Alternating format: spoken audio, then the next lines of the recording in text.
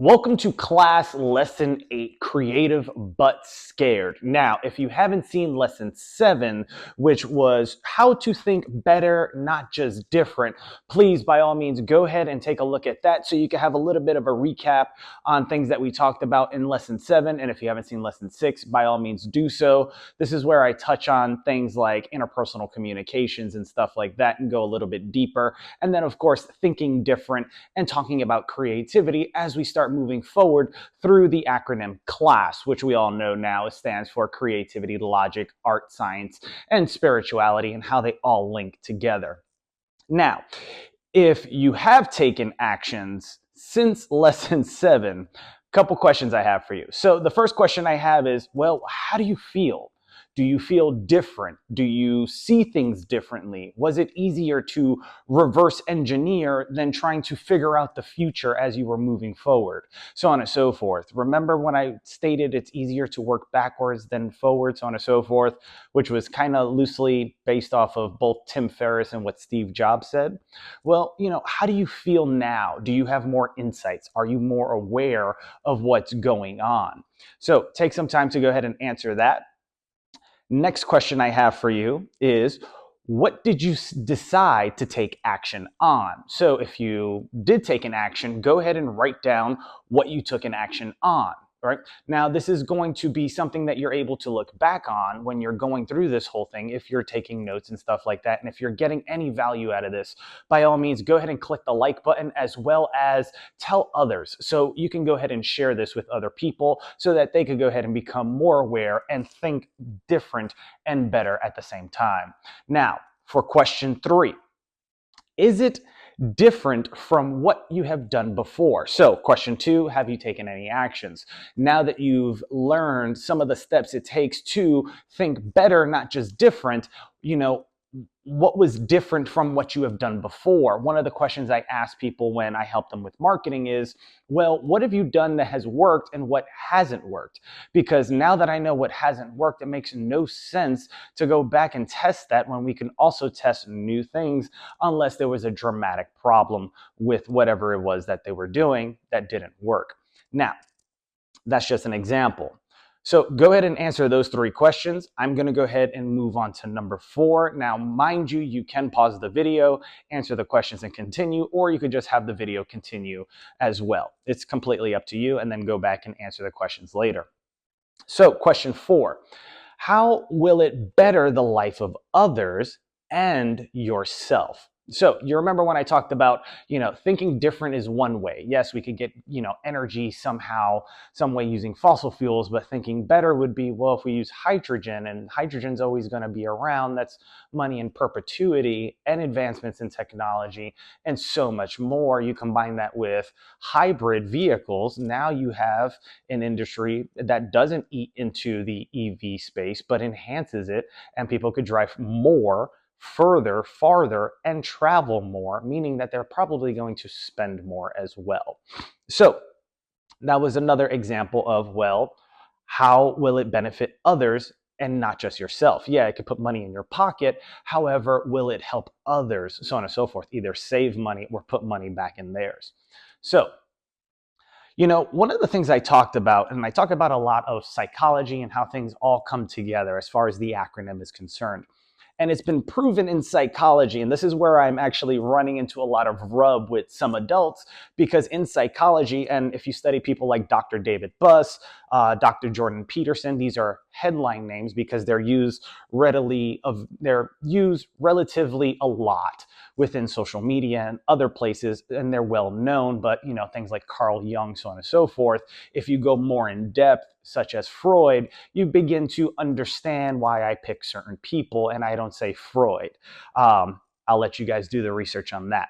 But psychology would dictate that after the age of 25, the brain actually starts to calcify, like it loses its what's known as plasticity, the ability to be sponge-like and absorb information. So you ever heard the expression, it's hard to teach an old dog new tricks? Well, the expression is very true because it's based on psychology. It wasn't just a thing that came up out of the blue. So it's very interesting because after the age of 25, I learned this while I was studying Tai Lopez and a couple other people.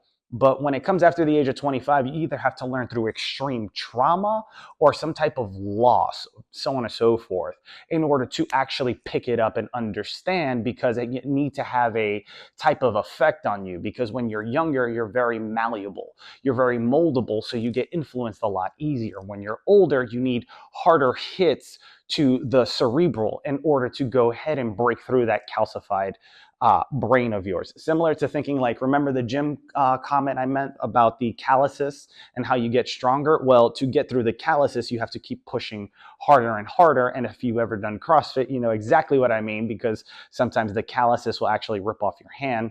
And I've actually done that before, and it hurts a lot. But getting back into the lesson. So when it comes to, how do I say this? So it is with understanding that you can't teach old dogs new tricks.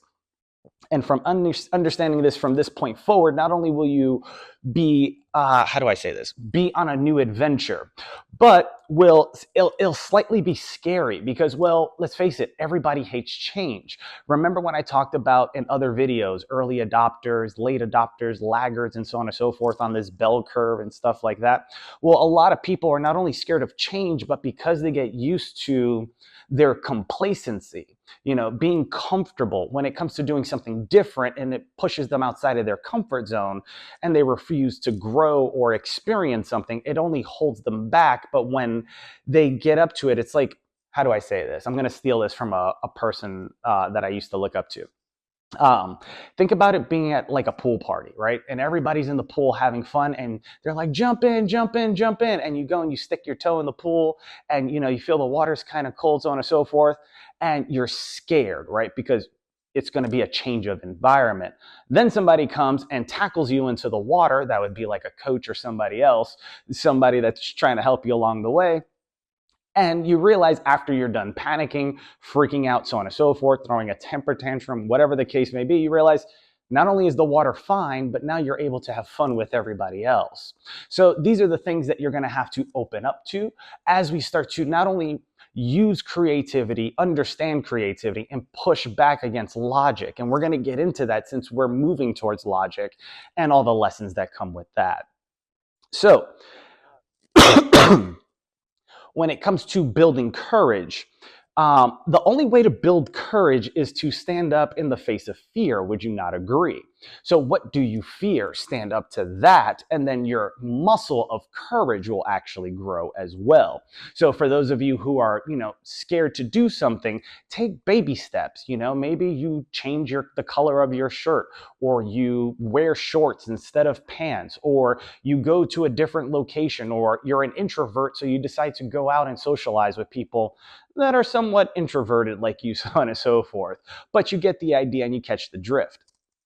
Now, one of the things I wanted to talk about, because a lot of people that are creative, they're normally scared to actually express their creativity because of a variety of reasons. One of those reasons is because of humor or sarcasm, or I should say, the humor of others, making fun of them, or criticism, so on and so forth, etc. So after that, you know, it kind of takes a hit, but then they try, and either they get negative feedback, which doesn't reinforce their loop. And when that happens, they just stop because, well, what's the point in putting forth any of your potential if the only result you're going to get is negative, especially that of feedback? So how many people are you speaking to, if you remember lesson 7? And then, of course, how many people are you actually showing it to outside of the close people to you? Now, after a while of getting knocked down over and over again, and this is something you get taught how to push through in certain environments or jobs or professions, is something called learned helplessness. Learned helplessness is a psychological state that occurs when someone repeatedly experiences negative, uncontrollable situations and stops trying to change them, even when they have the ability to do so. So think of it like somebody always pushing back or someone always getting you in trouble, so on and so forth. Every time you try something and you're like, you're not seeing the bigger picture here, etc. You don't know what you're doing. You don't know what you're saying, etc. So on and so forth. And no matter how hard you try to get through, it's not going to get through. Probably because one, they're over the age of 25 and it's hard to, get people to change or open up, so on and so forth. But after a while, even you yourself start to convince yourself, especially if enough people say it, that what's the point, right? You may have a few stragglers that say, yo, you could do it, you could do it. But when the rest of the environment is saying no, how do you push back? And this is where people fall into things like, your learned helplessness. But this can happen after someone experiences repeated challenges of things like stress or trauma. So either PTSD, dealing with family issues, dealing with job situations, whatever the case may be, life, whatever, friends, relationships, and the list goes on and on.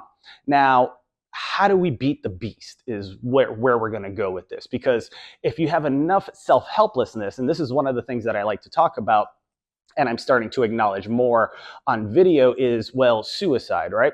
Enough people experience helplessness, they realize what's the point in trying, and then enough times that happens, well, it develops a psychological state, and everybody has an off button. So that's a quote that I stole from somebody else. He knows who he is.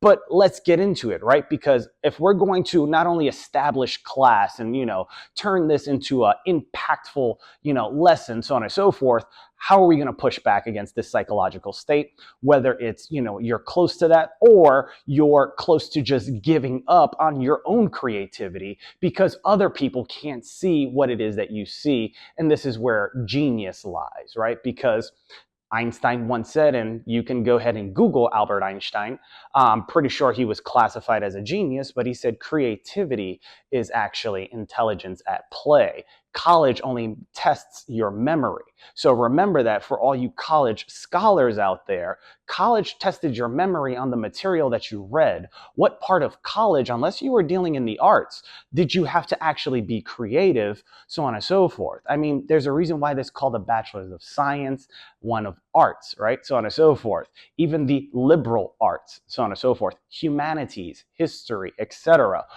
Where did you have to, express yourself without using memorization of other people's interpretations?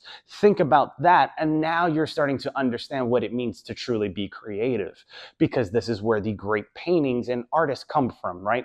They create something new. It's the innovators that are in proper positions that talk about it, that get the early adopters to purchase, and then the snowball effect happens. And the same thing happens in business, in life, and everything else. One person praises you, another person talks about you. Next thing you know, 3, 4 people start talking good things about you in your environment, and that echoes out into the ether or amongst other people that are listening or that they're telling, and that multiplies, and then it enhances itself when people actually meet you and it matches up.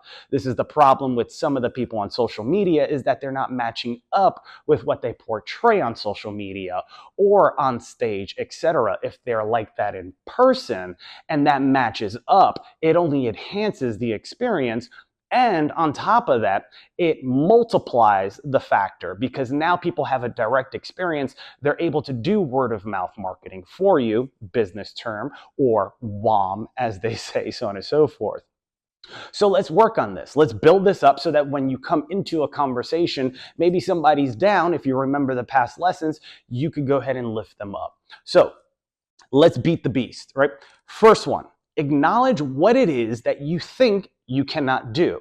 So what is it that you think you cannot do that maybe others have told you you couldn't do, or maybe you tried and others said you have your head up in the clouds, or you're not that smart, you don't have a degree, you don't have this, you don't have that, and they found every excuse and everything to tell you that was negative that you didn't have, without ever seeing the possibilities or the qualities that you do have that make you stand out in the field.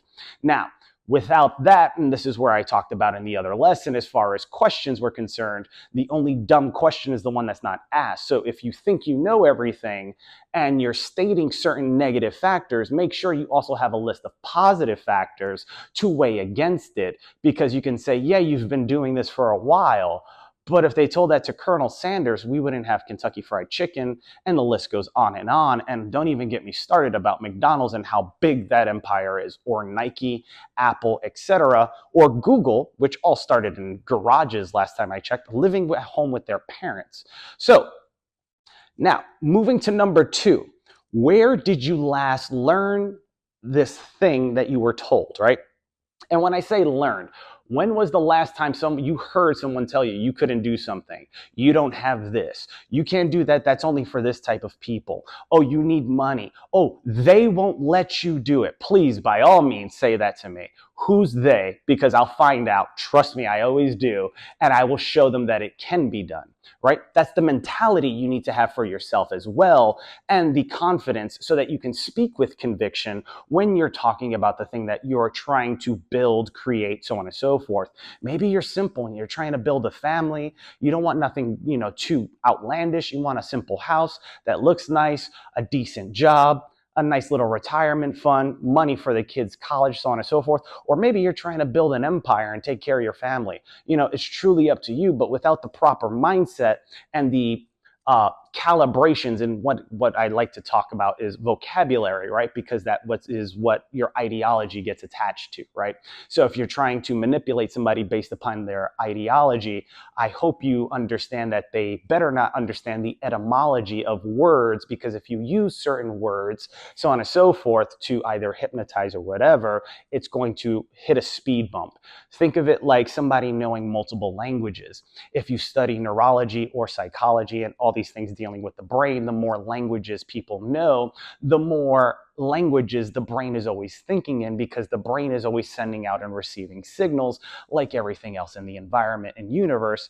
And in our last couple lessons, I kept saying we are a direct reflection of our universe. We're always trying to communicate. So remember that, right? So moving to number 3. How did you learn this? So now that we understood and we established where, right? Was it in your house? Was it in an environment you frequent? Was it in your old location? Is it in your job? Is it in your own space? So on and so forth. Wherever it is, identify where you learned and heard it. What's it called? But where and how did you, what convinced you? What was the straw that broke the camel's back, right? Like, how did you learn this? Did you keep hearing it? Did you eventually start telling yourself? Did you get results? Write all those things down, because it's going to pull things into acknowledgement for you so that we can go ahead and push through it moving forward. Now that we established all this, number 4, what have you done that has not worked? So now that we established where you learned it, all this other stuff, how did you learn it? What was it that you thought you couldn't do? Well, what did you try, right? Write it down, make a list. Is it that many things? Or can you make a list of about 5 to 10 things that you tried that didn't work? And then we can go from there. Now, if you didn't try at all, the fifth question is, why didn't you try? Most people will talk about things, and this is why rappers, you would hear people like DMX, one of my favorite rappers, would say, talk is cheap, right? Because a lot of people will run their mouth, they'll talk, but there won't be any actions beyond those words. See, I was taught to be a man of action, or a person who would take action, and even my military background and my upbringing in New York was more so of, don't tell me, show me, right? You want to ball with us on the court? I used to play with the adults on basketball when I was a youngin', and I ran with the best of them, so on and so forth. Then I moved down here and I started, playing, so on and so forth, but I lost interest and I just decided to do something else because my passion and my energy wasn't going there. So it wasn't that I didn't talk myself out of it. I just was no longer interested. And if that's something that you have to identify doing this exercise, then so be it. But why didn't you try? Let's establish that, because if you haven't tried, then you couldn't make a list, which means there's a lot of ways for you to achieve what it is that you're trying to do. So, number 6, are you willing to try again with a plan that shows you some success? It's a yes or no question. Are you willing to try again with a plan that shows you some success? If you had a plan to walk into Vegas and win, right, at least 70 to 80% of the time that you were there, would you try again? Those are better odds than not having a plan, walking in and then possibly, what, 20, 30%, so on and so forth, chance of winning something. I mean, what risk are you willing to take? Because everything in life is a calculated risk. And I learned that studying Richard Branson. If you haven't read the book, Screw It, Let's Do It, by all means, check it out. Now, why is being creative hard for some people, and why do others find it easy? Well, some people weren't restricted in their environments. Other people had healthy relationships, so on and so forth, or they had that one person that believed in them, that was able to not put out the flame that they had inside of them, but to ignite it and keep it lit, while others would try to turn it off. Maybe you have a lot of pessimistic people, right? And when I say pessimistic people, they'd be like, oh, well, I'm more of a realist, or I like to talk about reality. The thing is that your reality is different than that of another person, because everybody's living through their own perspective and perception. If you remember lesson 1, please, by all means, that's a recall to that. But if you haven't seen it, go check it out. But everybody's operating in reality through their own perception and perspective on things. Just like certain words, people will learn a word, but they don't understand all the ways that word could be used, so on and so forth. And if you know what I'm known for, at the end of this video, we're going to get into that. So when it comes to why it's hard for some, well, there's sometimes pushback in their environment, family, situation, relationship, so on and so forth. And then, of course, others find it easy because of the thing that encourages them, that they have a lot of, or the energy that they get from someone that puts in a lot of energy into them, showing them that they believe in them. And that's the one thing people need to have, is that one person, or at least one or two people that's outside of their family that says, I believe in you. Right? And once you hear that enough times, not just from the same person, but over and over again in general, you begin to start to develop neural pathways, just like anything else, so on and so forth. And you begin to believe it, especially if you take more and more action, and you start to get not just negative results, but start to get positive results. And then you build upon that with positive reinforcement. And that's how the snowball effect works. Excuse me. The first thing that many individuals have is fear, but where does it come from? Well, fear comes from the stories that we're told and that we tell ourselves, right?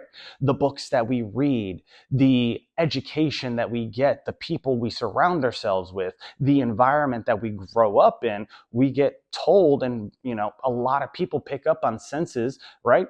Don't walk down that alley, there's something wrong down that alley, so on and so forth.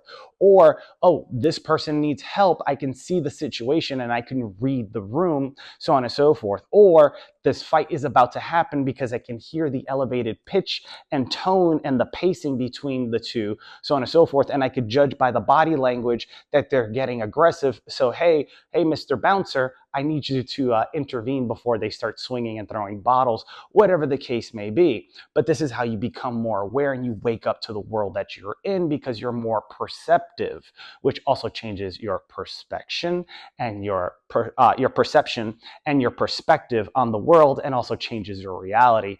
And then you can move into different mindset shifts and things like that.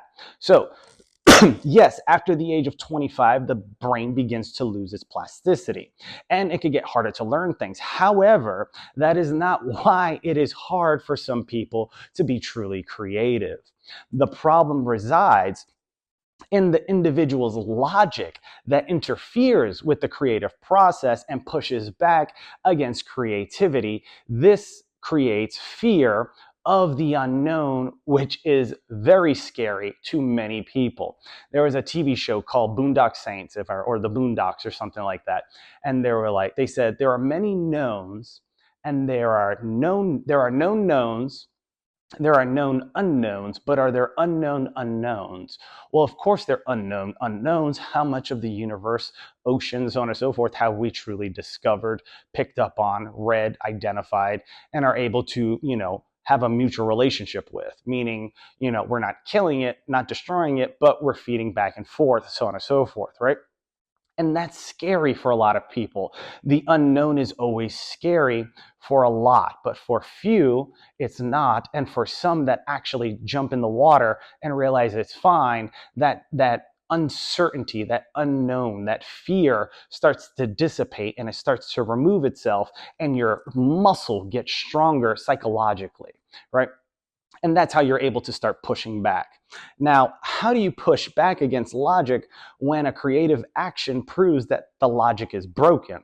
So I remember I made a quote. It was a bar called Devil's Logic. And I said something to the owner. I was like, that's funny. I said, because the devil's logic is broken.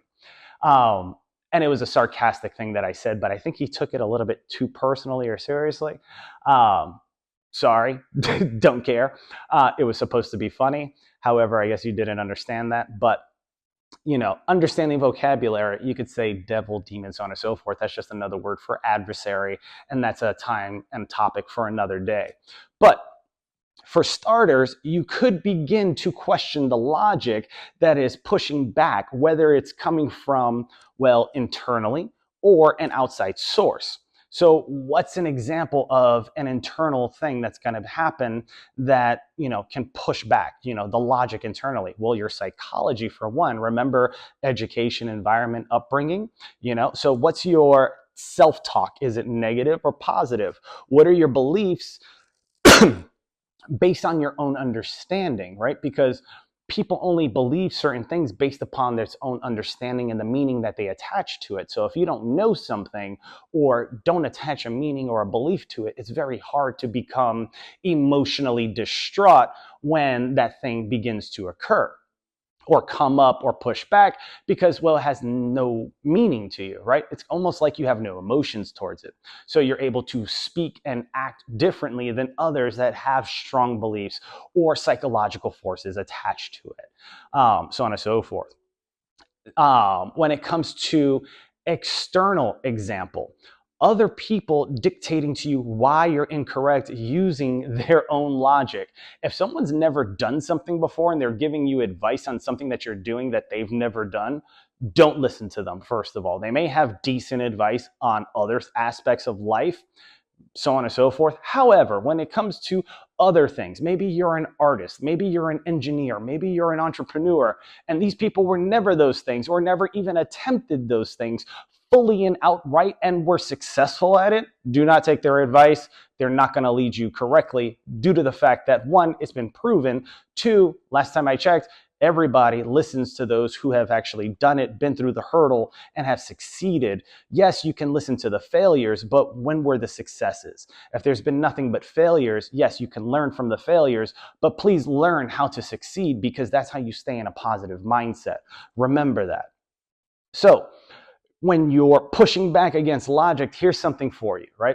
Logic tells you that 2 plus 6 equals 8, and that 2 times 6 equals 12. Creativity will agree and say yes, depending on how you tilt your head, because obviously the addition symbol, but if you tilt your head, it looks like a multiplication symbol, hence the joke and the sarcasm. Creativity tells a story that captures you. Logic just helps you make sense of it all, right? Because if you're listening to a story that has maybe magic in it, right? Star Wars, Harry Potter, so on and so forth. How do you make sense of these things unless you know things like physics, so on and so forth, etc.? And there was a quote both in a book and movie, but it said, anything that has not been identified by your science or mathematics is indistinguishable from magic. And it's very true.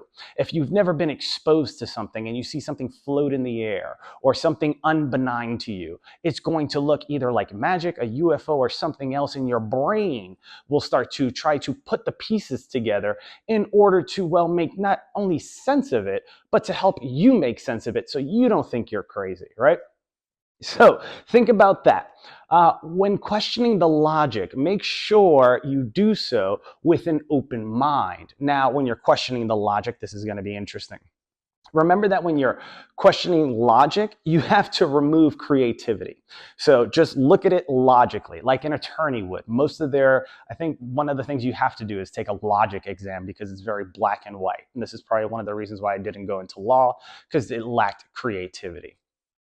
And I don't mean that to harp on people, but it lacked creativity. Now, moving forward, You have to remove creativity so that you can see the logic without your own or others' interpretations. So without what you grew up, right? So if you ever seen a martial arts movie, there's a part where the martial artist will go and say, "You're like this cup of water.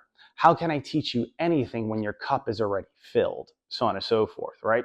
So you have to empty your cup, meaning empty your mind. Forget about what you learned, right? Forget about what other people are saying. Remove everything. And now go ahead and do your research. Learn the etymologies, do your Google searches, so on and so forth. And then go from there, because without proper research and homework, there's going to be gaps and flaws, and that leads to a debate. But if you do your research, you'll be prepared. So once you add creativity to the logic, you start to move towards art, right? Because creativity with logic makes sense of art. This is why art is valuable, right? Not only the story we tell about the picture, the painting, so on and so forth, its origin, where it came from, so on and so forth, but the quality, the fabric, the paint, where it came from, and all that logic behind it and the time it took also dictates value, right? So that's where art gets its value from, part of it at least, right? Okay, so this is the collaboration between creativity and logic, leaning more on the creative side. Science is similar, except it leans on the logical side, meaning, yes, 2 plus 2 equals 4. Got it. It's very logical. But if 2 plus 2 equaled a green 4, is that logical, or is that logical and creative, and why? What were the colors before? Was it blue and yellow, or was it blue and green? What created that, or so on and so forth? And then you can move forward from there. But your brain will always try to put logic in to make sense of the creativity, and that'll give you some type of value so that it could stick with your brain. This goes not only for art, but science and a lot of other things, so that it has stickability. Right? Remember this: fear only exists in your mind, which you can control. So do not give in, but confront it as you would a harmless object, right? You can't be scared to confront something that is invisible, that cannot harm you. So always, always try to, as they say in the military, get comfortable being uncomfortable, because that's how you grow as an individual. Unless you're comfortable with complacency, then sitting down doing nothing is perfectly fine, right? But then again, you won't get into shape. You probably won't get a job. You probably won't succeed. People won't probably socialize with you because you're not going out, so on and so forth. And then all this snowball effect, or this spiral effect, begins to occur. So, an object that is stationary cannot move. And now we're going to talk about making some more sense out of the creativity using logic, applying physics, right? So, an object that is stationary cannot move. You can choose to move it or leave it, but it will remain unless acted upon. It will remain, motionless. The same is true with fear. You can choose to confront it or walk away from it, but it does not do anything until you have acted upon it, right? The pool analogy earlier, it's not scared until, well, you acted upon it. You stuck your toe in the water, you told yourself it was cold, you developed this whole story, and that's what started to instill fear. That's the psychological effect, or the domino, right? That tilted everything over.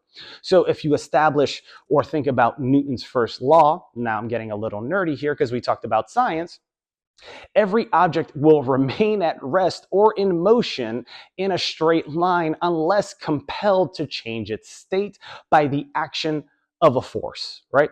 So this tendency to resist changes in a state of motion is called inertia, or force, or the N symbol, whatever, the letter N. So not only does physics talk about fear and the psychological aspect as far as pushing back and things like that, but it has no control, and it only has control when you act upon it, just like physics, so on and so forth. I can't touch my hand or touch this mouse without actually taking action from my other hand and actually physically touching it, just like fear and everything else. So what is there to fear if there's nothing there, right? So if you know there's nothing there, then you shouldn't fear at all.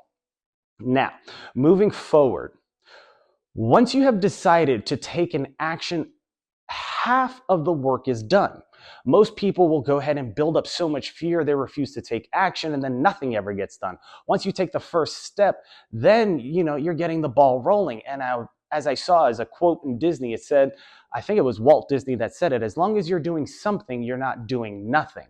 And that was around the time that I used to go to Disney and go to the, what is it, Wheel of Progression or something like that, where you travel through time and you see how things and innovations came out, so on and so forth. It's pretty cool. But this is, now an understanding of how to overcome fear.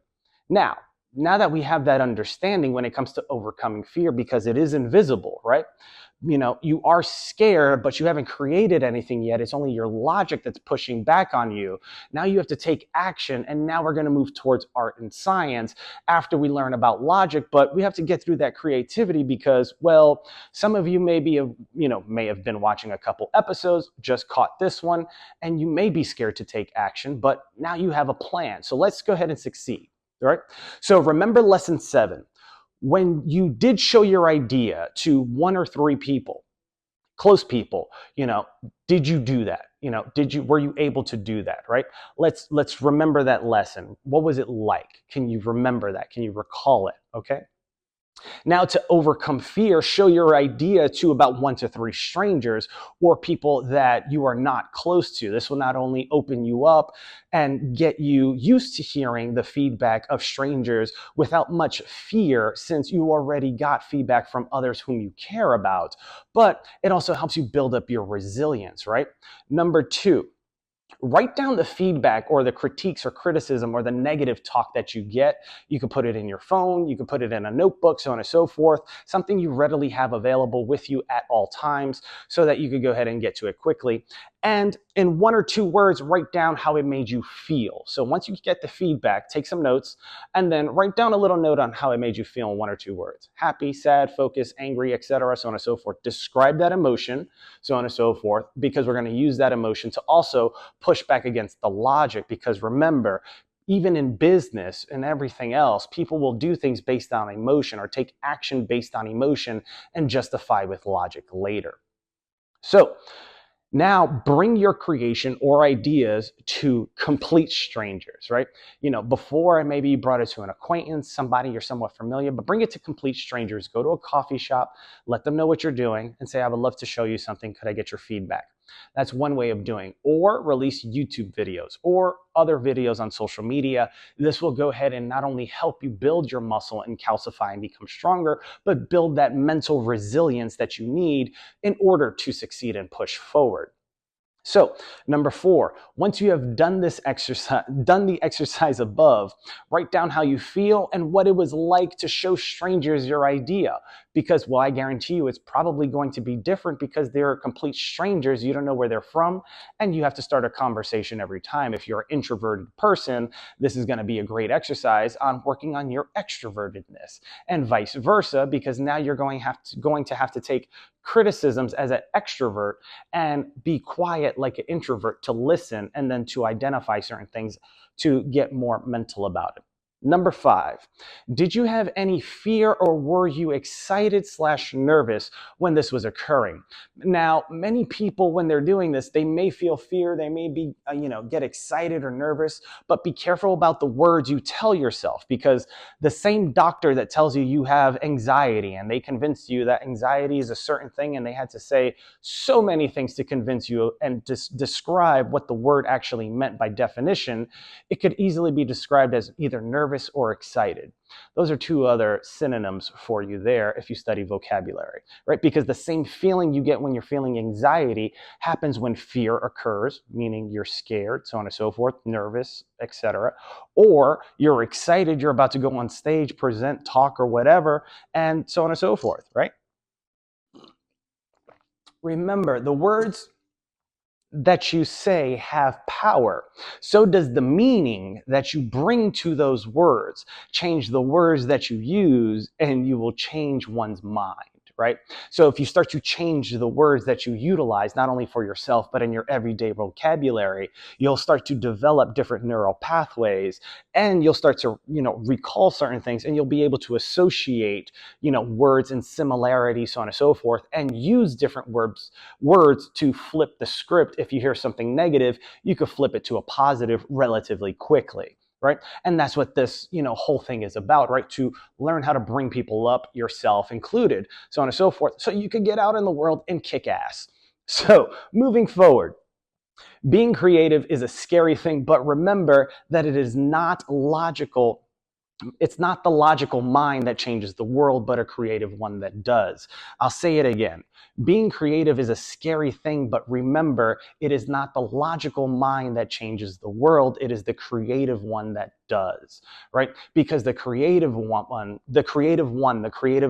that has just enough logic to make sense of certain things is the person or the thing that changes everything, right? There's that one person, that one invention, that one thing that set, a movement, or made such an impact, or started a trend, so on and so forth. And that's what I'm referring to. Without that, you'd be stuck with basic black and white logic, and it's very boring. Who wants to be boring? Children are not boring, so on and so forth. They're very creative, and that's probably why they're happy, right? So on and so forth. So now that we're at the end of this, what does all this have to do with the number 8? Well, if you know me already by now, hopefully you do, you know that at the end of every lesson, something about the class, the acronym, the lesson, the number correlates at the end, and how it attaches to so many things. Because we're wrapping up with creativity, one of the things I wanted to point out is, well, let's talk about lesson 8 and how this wraps into 8, and I'll get into that at the end. And don't forget to hit the like button. So in lesson 1, we had the infinity symbol, which kind of looks like the lesson 8. The cube of 2, representing a 3-dimensional shape with equal sides bringing together a circle and square in sacred geometry, is something that has to do with the number 8. In Buddhism, the Eightfold Path in Buddhism represents the path of enlightenment, including, excuse me, right understanding, right intention, and so on. In music, you have an octave, right? An octave consists of, 8 notes, for those of you who are musical, representing a full scale of sound from one note to the next higher or lower note with the same name. Then you have oxygen, right? That's crazy. The one thing we need to survive, one of the things we need to survive, oxygen, its atomic number is, 8. Craziness, meaning it has 8 protons in the nucleus, and oxygen is vital for life, symbolizing life-giving properties, so on and so forth. In technology, a byte is 8 bits. In psychology, if you're into Enneagrams, I think I pronounced that correctly, the personality type 8 is known as the challenger. People with this personality type are often seen as powerful, assertive, and protective, embodying themes of control and self-confidence, and that's a loose definition that I got after doing my research. Now, when it comes to the lunar cycles, you have, the 8 phases of the moon. And then, of course, in the medical community, you have the 8 rights of medication: the right patient, the right medication, the right dose, right route, the right time, right documentation, and the right to refuse, which most people don't even know that they have. These principles help minimize medication errors and enhance a patient's care and their experience.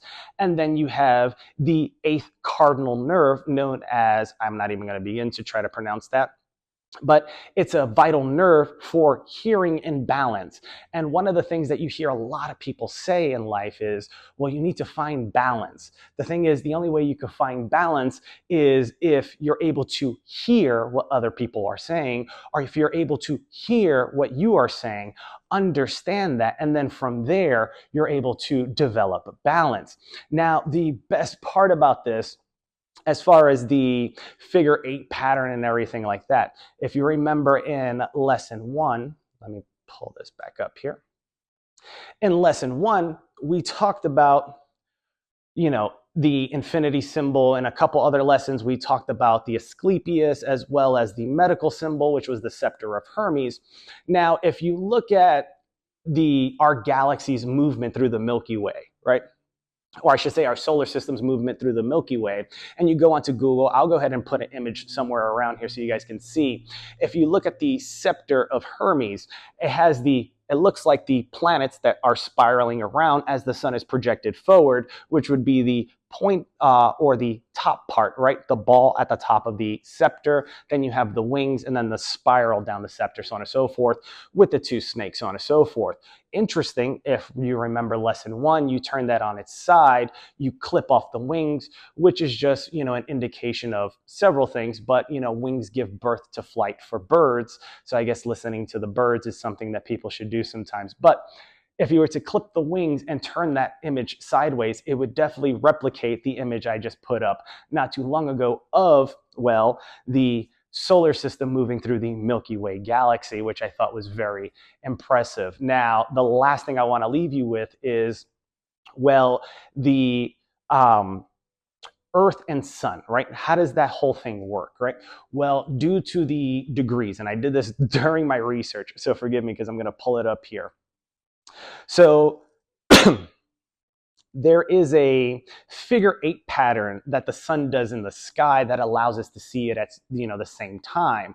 And I thought that was very interesting because, if that's the case, then not only are we a direct reflection of our universe, but our universe is falling into line and pattern to also help us, so on and so forth, if the science and physics and everything else matches up, because we're known that things are bound to change over time, and Napoleon once said that history goes to the victor. So we'll see exactly where that comes to in the future. But the sun does make a figure 8 pattern in the sky, and this is due to the Earth's tilt of 23.5 degrees in tilt, so on and so forth. So it's in an elliptical orbit, so on and so forth. And then, of course, this also makes the figure 8. So as it wobbles, so on and so forth, and the sun and everything, that's pretty awesome.